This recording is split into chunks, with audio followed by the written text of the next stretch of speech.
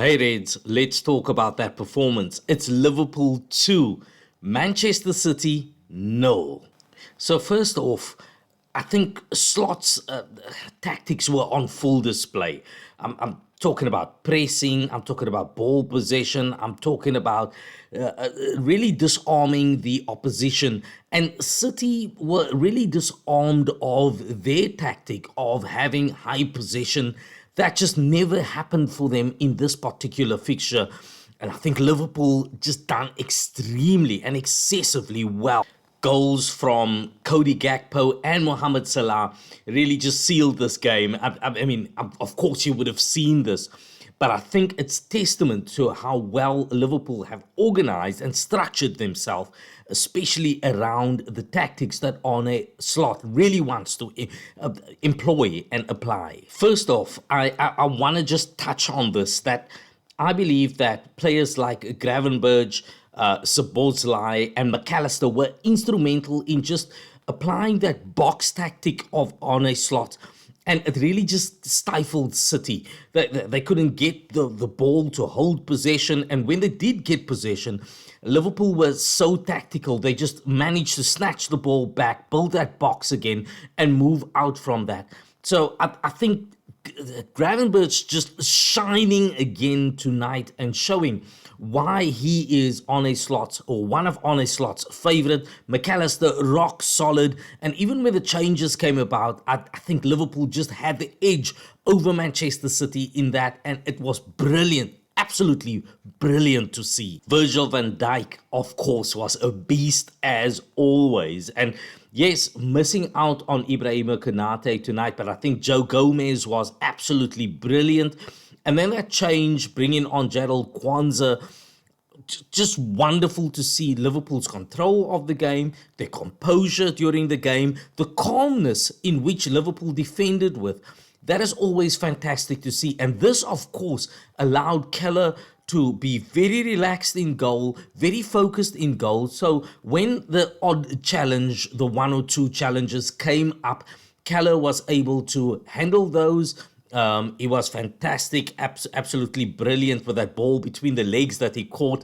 Absolutely seeing how composed he was in that very moment, able to leap back, take control of the ball, curve himself around it. But I think all of these things is testament to how well the defensive powers of Liverpool really was in this particular fixture. Wonderful to see that is all coming together, even in the absence of Ibrahima Konate. Virgil van Dijk, an absolute masterclass, a monster, as I've said, at the back.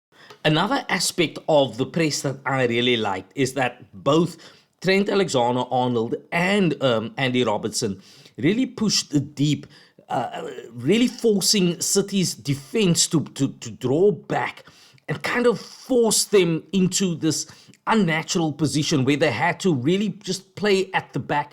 That was brilliant to see that our fullbacks were able to put that amount of pressure on Manchester City, forcing them and pushing them back, not really allowing them to take control of the game as they usually do with other teams. And also at the same time, really just enjoying feeding balls through to their midfield and then inadvertently to their strikers. This wasn't allowed, and that is the power of both Andy Robertson and Trent Alexander-Arnold. Man, it was absolutely beautiful football. My thoughts are that this isn't just 3 points.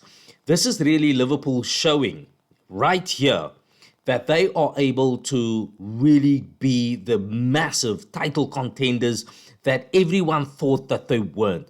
They've actually put City on the back foot, pushed them back, showed their dominance, and I think this is testament to what is still to come from Liverpool. Remember, these are early days, and we don't know what it's going to look like, how the rest of the season is going to pan out. But if this is any idea of what Liverpool looks like going forward as a club, I think we are in for something fantastic. They put the title contenders today on the back foot, and rightfully so. Liverpool just showing their dominance, and this is something that we know that Liverpool is capable of. We know their ability, and we expected this. I don't think the rival fans expected this. Liverpool fans, however, have been expecting this. And it is fantastic to see that unfolds in such a beautiful way. And long may it continue, long may it go on. And I am excited to see what it's going to look like leading up to the Christmas period, because we know what is said about the team that lays on top over the Christmas period.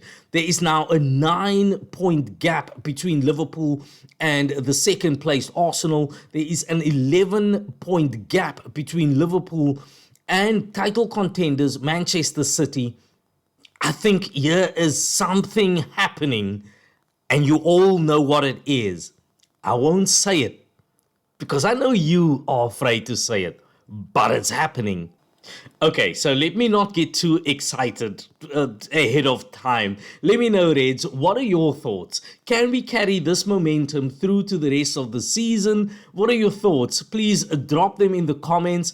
Please like, and if you aren't already, please subscribe. You'll never walk alone.